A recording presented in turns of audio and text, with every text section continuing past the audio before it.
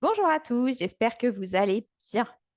Alors, comme vous avez dû vous en rendre compte, par rapport à mon poste de cette semaine, on va parler de savoir donner du feedback. Alors, je vous entends déjà venir, oui, mais c'est difficile. En plus, on ne sait jamais comment l'autre va le prendre. On ne sait pas forcément toujours, d'ailleurs, comment s'y prendre. On a peur que ce soit mal perçu, de ne pas être apprécié, que leur relation avec la personne soit entachée, etc., etc. Donc ça, c'est toutes les erreurs de penser que votre cerveau, vous sert sur un plateau quand il s'agit de donner du feedback. Alors, il y en a certainement d'autres que j'ai, peut-être omises ici ou qui, parcourent votre cerveau quand vous pensez donner un feedback. Mais moi, ce que j'aimerais vous dire déjà, c'est pourquoi est-ce que c'est important de donner du feedback? Et ensuite, je vais vous donner des pistes pour, que vous arriviez, à vous y mettre et surtout, bah, du coup, que vous sachiez comment vous y prendre. Donc ça, ce sont les 2 pistes qu'on va voir aujourd'hui. Et donc, du coup, je vais commencer par la première, donc à savoir pourquoi est-ce que c'est important? C'est important pourquoi? Parce que donner du feedback, déjà, c'est communiquer. Ça vous permet de partager avec l'autre, votre, ressenti ou votre évaluation de la situation, votre façon de voir les choses et cetera. Donc, c'est communiquer et communiquer dans les relations qu'on a avec les autres, qu'elles soient pro ou qu'elles soient perso, c'est essentiel. Donc, le feedback, c'est communiquer. En deuxième point, c'est quelque chose qui vous permet de grandir. Pourquoi? Parce qu'évidemment, forcément, ça va nécessiter un peu de courage de votre part de vous lancer et d'oser parfois dire ce qui peut sembler inconfortable pour l'autre. Donc, vous, finalement, ça va vous aider à vous sortir de votre zone de confort et finalement à vous développer. Et en faisant ça, vous permettez aussi à l'autre, finalement, et c'est mon troisième point, de grandir aussi. Parce que si l'autre ne sait pas ce qu'il y a à peut-être à améliorer, à travailler, ce qui ne convient pas encore, il n'a pas la chance de pouvoir y travailler et s'améliorer pour atteindre le résultat que vous attendez qu'il soit créé. C'est aussi, 4e point, vous offrir la possibilité, comme je le disais, de partager, de connecter, de récompenser, d'aider l'autre et surtout de voir où la personne en est, finalement, de faire un peu le diagnostic, où est la personne dans son évolution et du coup pouvoir l'accompagner. Et point suivant, ça vous permet aussi, un peu en lien avec ce que je disais par rapport à la communication, c'est de donner des directives claires, et des choses vraiment personnalisées dans ce qui est attendu et dans la formation éventuellement qu'il faudra que vous mettiez en place pour compléter ce qui manque encore, à la personne. D'accord? Après encore une fois, hein, ça marche quand le feedback est constructif, mais ça marche aussi quand le feedback est positif. Ça vous permet de faire aussi un état des lieux et de voir où en est la personne, qu'elle ait atteint l'objectif et qu'il faille la féliciter ou qu'il y ait des choses à travailler. Et comme ça, vous pouvez voir l'étape suivante qui est, prévue avec la personne. Après sur un plan plus perso, ça fonctionne aussi, même si les attentes sont un petit peu différentes. Voilà, ça fonctionne aussi et le feedback est hyper important. Ensuite, plus vous allez pratiquer le feedback, effectivement, plus vous allez sortir de votre zone de confort, plus vous êtes vulnérable, plus vous êtes humain, plus vous êtes courageux et finalement, plus c'est facile pour les personnes avec qui vous travaillez de connecter à vous, de s'assimiler finalement, de s'identifier à vous et vous allez devenir par voie de conséquence un meilleur manager et un meilleur leader. Donc, tout autant de raisons qui, pour moi, me semble essentiel pour prendre votre courage à 2 mains et vous lancer. D'autant que les raisons pour lesquelles vous ne souhaitez pas le faire ou vous avez peur de le faire, finalement, vous coûtent davantage que de prendre le risque, effectivement, que la personne ne soit pas d'accord avec vous. Mais en soi, comme je le disais, dans une précédente vidéo où il fallait apprendre à avoir de savoir dire non et potentiellement, accepter d'avoir des divergences d'opinion, le fait de ne pas être d'accord ne veut pas dire qu'on rentre en conflit, ne veut pas dire qu'on est complètement déconnecté de la personne et que la relation est fichue. Au contraire, ça permet de l'alimenter et justement de partager les points de vue des uns et des autres et d'en ressortir avec des solutions constructives et qui aident tout le monde. Donc, vous allez me dire, c'est bien beau, mais comment on fait? Donc, j'ai prévu quelques petites étapes pour vous aider à ce que ça se passe pour le mieux.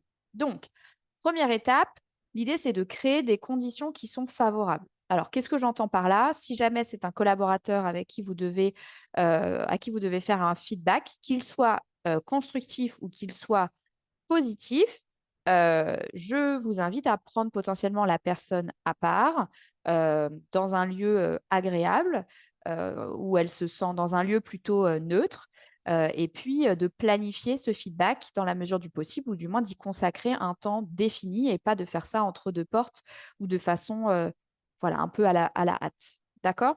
Ensuite, il faut que vous prépariez un minimum ce que vous avez envie de partager avec le collaborateur ou la personne avec qui vous devez faire cet échange.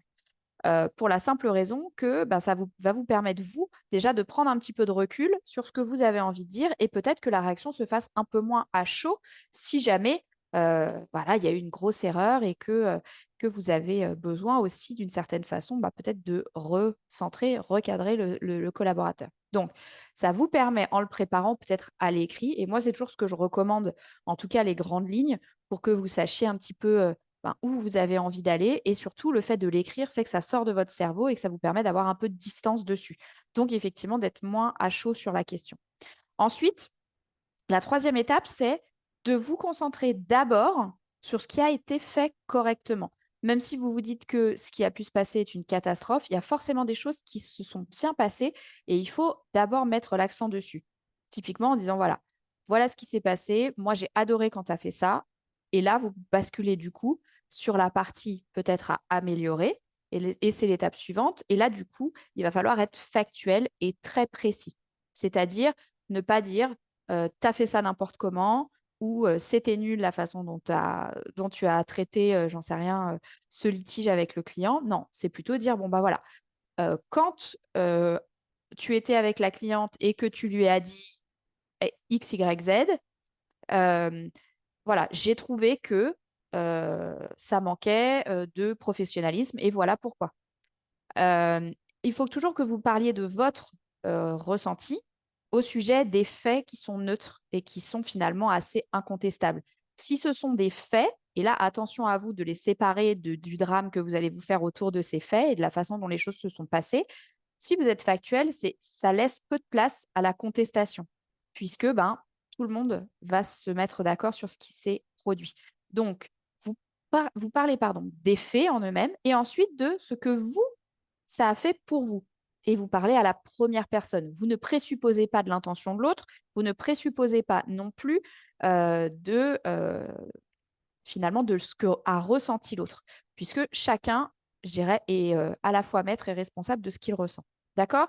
Donc, s'il s'agit de soft skills, donc plutôt pas forcément quelque chose de factuel, de dire, bah voilà, toi, tu n'as pas donné la facture au client alors que il est noté que tu dois le faire, ben, là, forcément, c'est fait, soit c'est pas fait, et c'est pas forcément contestable. Si en revanche, il s'agit voilà, de quelque chose comme de l'approche client, comme on l'a évoqué un petit peu avant, où pour le coup, il y a pas mal de ressentis, de feeling, et c'est assez difficile de donner un jugement très strict là-dessus. Parlez voilà, de votre ressenti et offrez peut-être de la formation à la personne pour l'aider à s'améliorer et créer davantage le résultat que vous attendez. Ensuite, l'étape suivante, c'est d'écouter les explications que va vous donner la personne. Des explications ou même les remerciements s'il s'agit d'un feedback positif, ou même le commentaire que la personne va avoir à faire. Ce que je dis souvent à mes équipes, c'est qu'on a deux oreilles pour écouter deux fois plus qu'on ne parle. Alors moi, je suis quelqu'un de très bavard, mais c'est vrai que quand il s'agit d'une relation avec les équipes, en général, je pose beaucoup de questions et j'écoute. Donc, il faut évidemment prendre ce temps d'écouter, d'échanger, même si vous n'êtes pas forcément d'accord, pour ben, aussi laisser les parties s'exprimer et que vous n'ayez pas simplement votre perspective de la situation, mais aussi celle de votre salarié ou de votre équipe. Ensuite, demandez à la personne, et là, les questions ouvertes sont vraiment un outil superbe que moi, je recommande à avoir dans sa petite caisse à outils de manager, c'est la question effectivement ouverte. Demandez à la personne de quoi elle a besoin pour se développer davantage, pour atteindre le résultat que vous lui avez demandé de créer, et écouter la réponse et essayer de voir ensemble comment vous pouvez mettre en place ce qui va être bénéfique pour il ou pour elle. D'accord? Ensuite, laissez la personne digérer et la laisser responsable de ses émotions. Prenez aussi la responsabilité des vôtres. C'est-à-dire que le feedback, vous l'avez fait de façon factuelle, de façon finalement convenable, dans les bonnes circonstances, vous avez pris ce temps d'écoute, etc., etc. La personne va prendre votre feedback comme elle le souhaite. C'est-à-dire que vous n'êtes, à partir du moment où vous l'avez donné dans ces conditions-là, vous n'êtes pas responsable de la façon dont ça va être interprété par l'autre et des émotions que ça va générer. Ça ne veut pas dire que vous ne devez pas être dans l'empathie, dans la compréhension, dans l'accompagnement de la personne, mais ça veut dire que vous n'en êtes pas responsable et que vous n'avez pas le contrôle là-dessus. Donc, rappelez-vous que ce, par contre, sur quoi vous avez le contrôle, c'est vos pensées, donc ce que vous pensez de sa réaction, les émotions que ça génère en vous et surtout ce que vous allez faire ensuite. Donc, laissez à l'autre la responsabilité de ses émotions et reprenez en main la vôtre et demandez-vous systématiquement quel manager vous avez envie d'être dans cette situation, quelle personne vous avez envie d'être. Et en fonction de ça, vous allez pouvoir vous conduire de façon différente et surtout l'émotion que vous allez ressentir sera autre.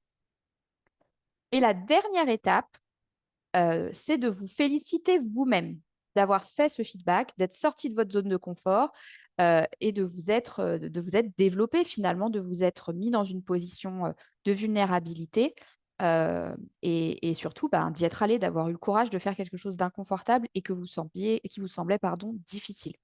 Donc ça, c'est très important. Il faut prendre le temps de se féliciter, déjà parce que ça vous aidera pour la prochaine fois, parce que la dernière étape, évidemment, vous l'aurez compris, c'est de recommencer. Le plus vous allez donner du feedback à vos équipes et aussi en recevoir, parce qu'être manager, c'est pas seulement donner du feedback, c'est aussi être en capacité d'en recevoir de ses équipes, hein. On n'est plus dans quelque chose d'unilatéral ou de pyramidal. Il y a beaucoup plus d'échanges et vous verrez que vous tirerez beaucoup des feedbacks que vont vous donner votre équipe aussi pour vous grandir en tant que manager et en tant que leader. Donc, le plus vous vous prêtez à l'exercice, le plus vous allez le faire souvent, le meilleur vos équipes vont devenir et le meilleur vous aussi, vous allez devenir. Donc, pour ceux qui ne me connaissent pas, je suis Marie Le Gall, je suis coach de vie certifiée et j'accompagne les femmes à se développer tant sur le plan perso que sur le plan professionnel. Je les aide à tout faire coïncider dans leurs agendas de ministres. Je les aide aussi à améliorer sur le chemin, évidemment, leurs relations à elles-mêmes et leurs relations aux autres.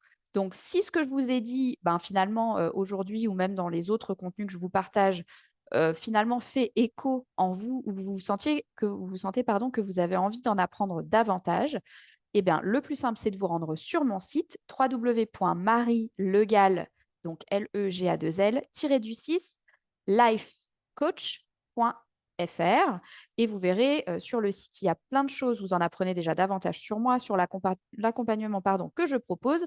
Vous aurez également tout un tas de contenus sur divers sujets, que ce soit du pro, du perso, le mix des deux, l'organisation, que ce soit en article ou en vidéo. Vous avez vraiment plein de choses. Vous pouvez aussi vous inscrire à la newsletter pour recevoir toutes ces infos en exclusivité et évidemment faire votre demande si vous souhaitez qu'on travaille ensemble.